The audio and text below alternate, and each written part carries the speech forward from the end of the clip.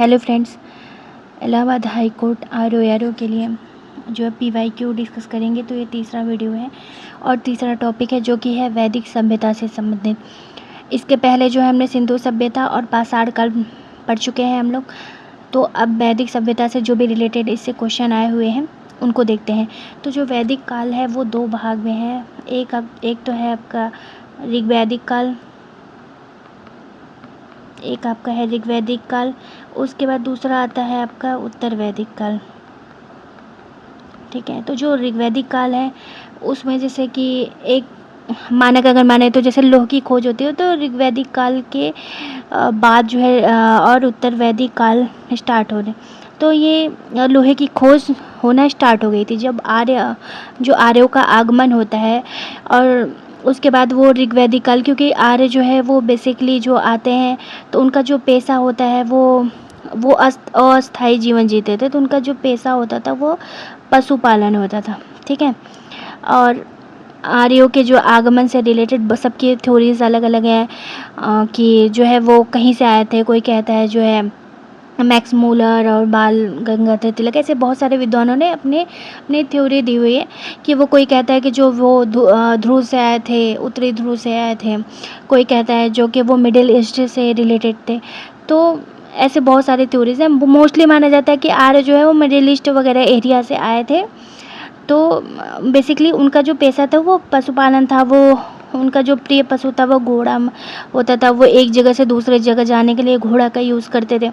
तो आर्यों के जीवन से जो भी संबंधित था वो ऋग्वेद में हमें मिलता है। और ऋग्वेद काल में जो है वो बेसिकली प्रकृति की पूजा की जाती थी। वो प्रकृति पे ज़्यादा ध्यान दिया जाता था। ठीक है, तो ये बेसिक इन्फॉर्मेशन थी। जो क्वेश्चन आए हैं हम उसके हिसाब से अगर डिस्कशन करेंगे तो वो देखते हैं। ठीक है, तो वैदिक सभ्यता जो है, अब इसमें जो पहला क्वेश्चन है वो है कौन सा वेद सबसे प्राचीन ऋग्वैदिक युग की संस्कृति के बारे में जानकारी देती है। और एक ये मतलब है कि जैसे जो ऋग्वेद जो भी हमारे वेद हैं वो पहले संकलित नहीं थे। उसको वो श्रुतियाँ बेसिकली जो है उनको श्रुतियाँ कह सकते हैं। पहले वो सिर्फ एक दूसरे के हिसाब से सुनी जाती थी, जैसे एक पीढ़ी से दूसरी पीढ़ी में प्रसारित की जाती थी, उनको सुनाया जाता था। बाद में इसको जो है बेसिकली जो ऋषियों ने उनको संकलित किया। ठीक है, तो इसमें जो सबसे प्राचीन वेद है, वेद अगर कहेंगे तो सबसे पहले ऋग्वेद, यजुर्वेद,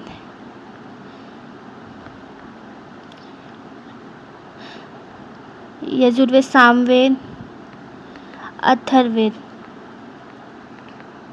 तो ये 4 वेद माने जाते हैं। तो इसमें सबसे पुराना जो है वो ऋग्वेद है। तो इसमें जो ऑप्शन होगा वो ऋग्वेद होगा। सबसे प्राचीन जो है ऋग्वेद होता है। और इसके जो ऋषि माने जाते हैं वो जो इनको मतलब गायन करता है, इनका पाठन करता है, वो होता है होत्री। उसको होत्री कहा जाता है। ठीक है, और इनका होता है उद्गाता कहा जाता है। और एक जो मतलब अलग अलग उनको ये भी पढ़ सकते हैं आप। तो जो ऋग्वेद के होता है उनको होत्री कहा जाता है। ठीक है, तो ये 4 वेद हो गए और इनकी कुछ एक दो विशेषताएं हैं, आप उनको पढ़ सकते हैं। सबसे पहले तो इनको पाठन को क्या कहा जाता है। इनको जो है आप जो उपवेद हैं इनके वे पढ़ सकते हैं। उनके जो ब्राह्मण हैं वो पूछ सकता है, इनके जो ब्राह्मण है या इनसे रिलेटेड जो उपनिषद हैं आप उनको मतलब एक रीडिंग कर जाइए कि जैसे ऐतरेय कौशिकी किससे मतलब रिलेटेड हैं। तो वो ऋग्वेद के जो है वो ब्राह्मण कह जाते हैं, या उपनिषद भी उनके जो है सेम ही नेम के हैं। तो ये अब इनको पढ़ लेना है आपको। तो और जो है गायत्री मंत्र की रचना किसने की थी। तो जो गायत्री मंत्र की रचना की थी वो विश्वामित्र ने की थी। और गायत्री मंत्र किसमें है तो वो ऋग्वेद के 3रे मंडल में है। ये जो है किसको रिलेटेड है तो सविता मतलब सूर्य से रिलेटेड। आपने सुना होगा ओम भूर्भुवः स्वः तत्सवितुर्वरेण्यं। तो ये गायत्री मंत्र है। ठीक है, और ये ऋग्वेद के 3रे मंडल में स्थित है। ठीक है, और इसका ऋग्वेद का एक जो 10वां मंडल है वो संबंधित है। उसमें जो है जो 4 हमारे जो जैसे मतलब ब्राह्मण, क्षत्रिय, वैश्य और शूद्र जो माने गए हैं वो 10वें मंडल में हमारे स्थित हैं। जो 4 वर्ड की बात की गई है वो 10वें मंडल में से, ठीक है। इसके बाद अगला क्वेश्चन है, निम्नलिखित वेदों में से गायत्री मंत्र किस वेद में है? तो गायत्री मंत्र ऋग्वेद में है और इसकी रचना किसने की थी? विश्वामित्र ने की थी, ठीक है। अगला क्वेश्चन है, निम्नलिखित में से किस विद्वान ने अजय याज्ञवल्क्य को वाद विवाद के लिए चुनौती दी थी?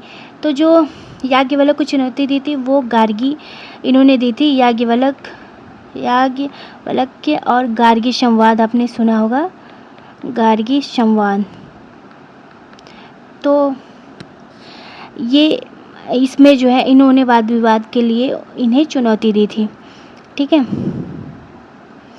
अब अगला क्वेश्चन आता है, कौन से वेद में सबसे प्राचीन वैदिक युग संस्कृति के बारे में जानकारी को दर्शाया गया है?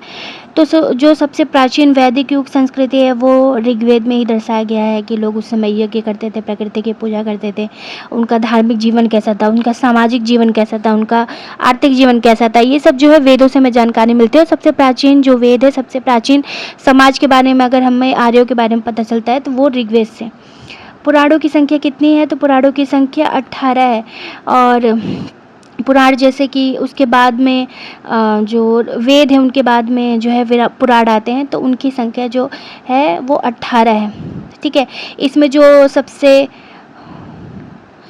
मत्स्य पुराण है वो सबसे प्रामाणिक माना जाता है, और भी बहुत सारे हैं, ठीक है।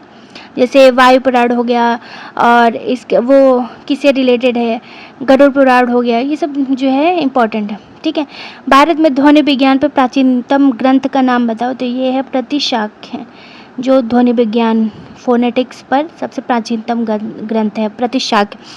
इसके अलावा जो वैदिक आर्यों का मुख्य भोजन था, तो चूँकि वैदिक जो है जो आर्य थे वो पशुपालन करते थे, कृषि से ज़्यादा वो पशुपालन पे ध्यान थे, इसलिए उनका मुख्य भोजन जो है दूध और इसके उत्पाद होते थे, ठीक है।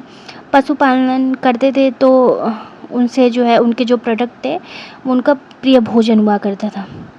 धीरे धीरे वो भी अस्थायी होने लगे, जब उत्तर वैदिक काल आते थे वो अस्थायी होने लगे, तो उसके बाद उनके जीवन में जो है उन्होंने कृषि स्टार्ट किया और एक जगह पे स्थायी होना स्टार्ट किया, तो धीरे धीरे वो बाद में डेवलप होती गई चीज़ें। निम्नलिखित में से किस पर वेदों के द्वारा सर्वाधिक प्रकाश डाला गया है? तो वेद जो है हमें उस टाइम के जो आर्यों के जो है धार्मिक, सामाजिक और आर्थिक जीवन पर जो है वो प्रकाश डालते हैं। तो ये हो गया, मतलब कि वेद आर्यों के धार्मिक, सामाजिक और आर्थिक जीवन पर प्रकाश डालते हैं। अगला क्वेश्चन है, प्रथम बार गोत्र शब्द का जो है वो किस में आया है? तो गोत्र शब्द सबसे पहले जो है वो ऋग्वेद में इसका इस्तेमाल किया गया है। तो गोत्र शब्द सबसे, गोत्र किस में होता था? जब आर्य जो है अस्थायी होना स्टार्ट हुए थे, तो उन्होंने अपने मतलब वो ऋषियों के जिस ऋषि के सानिध्य में वो रहते थे, तो उनको मतलब कि जैसे एक ऋषि उनके कई शिष्य हो गया, वो सानिध्य में उन्होंने वो कर लिया किसी ऋषि के, तो वो बेसिकली जो उन्होंने गोत्र लिया उस ऋषि के नाम पे अलग अलग, जैसे गौतम हो गए, वशिष्ठ ऋषि हो गए हैं, या फिर बहुत सैंडिल गोत्र होता है। तो ये जो, तो उस टाइम पे तो इस तरीके से उन्होंने वो ऋषियों का नाम या उस गोत्र को उन्होंने आगे ले जाके, बाद में इसका मीनिंग अलग हो गया। तो स्टार्टिंग में ये था, जो वेदों में इसकी बात की गई है वो गोत्र की बात की गई है।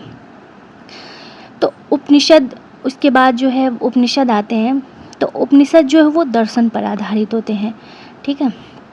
उपनिषद डैश पर आधारित होते हैं, तो उपनिषद दर्शन पर आधारित होते हैं। अगर आप बात करोगे तो जैसे कठोपनिषद है, निषद है, छांदोग्य निषद है। अच्छा, इनकी विशेषताएं में जैसे सत्यमेव जयते है, सत्यमेव जयते है तो किस उपनिषद में है? तो वो छांदोग्य में है। कठोपनिषद जो गार्गी याज्ञवल्क्य डिस्कशन हुआ था, उनका वाद विवाद हुआ था, वो कठोपनिषद में है। ऐसे ही बृहदारण्यक है, बृहदारण्यकोपनिषद। ऐसे ही श्वेताश्वरो उपनिषद, मतलब ऐसे अलग अलग उपनिषद है और उनकी अलग अलग विशेषताएं हैं। तो आपको कुछ जो इम्पोर्टेंट है उनकी विशेषताएं आपको पता होनी चाहिए। अब कुरुक्षेत्र की लड़ाई कितने दिनों तक लड़ी गई थी? तो वो थी 18 दिनों तक। जो एडिशनल जो फैक्ट है वो आपको फैक्ट की तरफ पढ़ के ही जाना है, क्योंकि अब कुछ क्वेश्चन जो हिस्ट्री में ऐसे होते हैं ना, वो कहीं से आते हैं, वो जो आपको नहीं पता होंगे, ये तो फिक्स होता है हमेशा, किसी भी एग्ज़ाम में आप ले लो, अब इसके बाद आती है आर्य जातियों की प्राथमिक बसावट कहाँ थी। तो जब सबसे पहले विभिन्न विद्वानों ने जब इसका मत दिया था, आर्य आए थे, तो वो सबसे पहले अफ़गानिस्तान, जो ये इंडिया का ये वाला इधर वाला हिस्सा था, अफ़गानिस्तान, पंजाब, इन सब जगहों पे बसे थे। तो लेकिन जब वो इंडिया में आते हैं तो सबसे पहले सप्त सिंधु को जो कहा जाता है, तो जैसे जो पंजाब की 5 नदियाँ थीं, 5 नदियाँ, इस प्लस सिंधु प्लस सरस्वती, ये 7 जो नदियों का जो स्थान होता था वो सप्त सिंधु होता था। 5 नदियाँ पता होंगी, जो जैसे झेलम, चिनाब और रावी, व्यास, सतलज, ये 5 नदियाँ, और सिंधु और सरस्वती, ये सप्त सिंधु में आके बसे थे, चूँकि वहाँ पे उपजाऊ ज़मीन भी थी और उनको खाने पीने के लिए जैसे जो भी उनको चाहिए होता था वो मिलता था। अब अगला क्वेश्चन है, वैदिक काल में विद्यमान ऋषियों में कौन उत्तर प्रदेश से संबंधित नहीं था। तो इनमें जो पूछा गया है वो उत्तर प्रदेश से कौन संबंधित नहीं था। तो इसमें जो याज्ञवल्क्य है वो गुजरात से संबंधित है। बाकी अब अगर कहेंगे तो भारद्वाज ऋषि जो कि प्रयागराज से संबंधित हैं। अत्रि ऋषि जो कि सती अनुसुईया के पति हैं, वो चित्रकूट से रिलेटेड हैं, चित्रकूट। इसके अलावा पार्श्वनाथ जो कि बनारस से रिलेटेड है। ये जैन तीर्थंकर हैं, 23वें जो जैन तीर्थंकर हैं जिनको निर्वाण की प्राप्ति होती है सम्मेद शिखर पर। तो ये हो गया, ठीक है। इसमें जो संबंधित नहीं है वो याज्ञवल्क्य। अब इसके बाद में अगला क्वेश्चन, कौन से ऋग्वैदिक देवता को भगवान और लोगों की मध्यस्थ के रूप में माना जाता था। तो जो उस टाइम पे जो प्रकृति की जब पूजा की जाती तो यज्ञ किया जाता था, उसमें जो है अग्नि देवता का आह्वान किया जाता ताकि वो जो भगवान के बीच में और लोगों के बीच में जो वो मध्यस्थता का काम करते थे, ठीक है। अब इसमें जो लास्ट क्वेश्चन है वो 4 वेदों में से एक वेद नहीं है। तो इसमें से कौन से वेद नहीं है, जैसे कि ऋग्वेद, ऋग्वेद, यजुर्वेद, सामवेद, अथर्ववेद, 4 वेद हैं। अब इसमें आयुर्वेद ये इससे संबंधित वेद नहीं है, ये अथर्ववेद का उपवेद है, ठीक है। तो ये रहे जो है वैदिक काल से संबंधित जो भी क्वेश्चन थे वो इससे रिलेटेड। अब इनसे जो है आप कुछ चीज़ें आप सीख सकते हो, जैसे कि आपको क्या पढ़ना है, क्या करना है। जैसे आपको पता होना चाहिए 4 वेद हैं, उनके आप पढ़ जाओ, उनके जो उनको जो गायन करते थे या उनका पाठन करते थे उनको क्या कहा जाता था, और विभिन्न वेदों के उपवेद कौन से हैं, ब्राह्मण कौन से, उपनिषद कौन से। कुछ आपको इजी है, जैसे ऐत्रेय, कौशिकी, ये जो है उपवेद भी है, ब्राह्मण भी है, और जैसे उसके अलावा उनके उपनिषद भी हैं। तो आप उसमें जो है विभिन्न, जैसे कि आप गोपद ब्राह्मण है तो वो इकलौता है, तो आप उसको पढ़ लो जो मेन है जो। और कई बार उपनिषद कोई होते हैं, कोई स्टेटमेंट दे दिया है कि जैसे सत्यमेव जयते किसमें है स्थित है, तो वो छांदोग्य उपनिषद में है, वो आपको पता होना चाहिए। ऐसे ही आप जो है मेन जो है, आप अगर PYQ पढ़ोगे या फिर अगर इवन आप लूसेंट उठा के पढ़ोगे तो उसमें आपको नॉर्मल एक जानकारी, आपको रीडिंग एक आपने अभी तक कर ली होगी। तो ये तो PYQ है सॉल्व करने के लिए, बेसिकली आपका बेस बनाने के लिए, या आपको रिकॉल करने के लिए है। तो इसलिए आप जो है एक रीडिंग आप कर सकते हैं, आपको ये पढ़ना है। अब तो अभी फॉर्म तो नहीं आया है, बट आपको एक बेसिक जानकारी अभी से आपकी रहनी चाहिए, तभी जो है आप आगे के लिए आपके सही रहेगा जब फॉर्म आएगा तो, ठीक है। बाकी आप लोग पढ़ाई करिए, थैंक यू।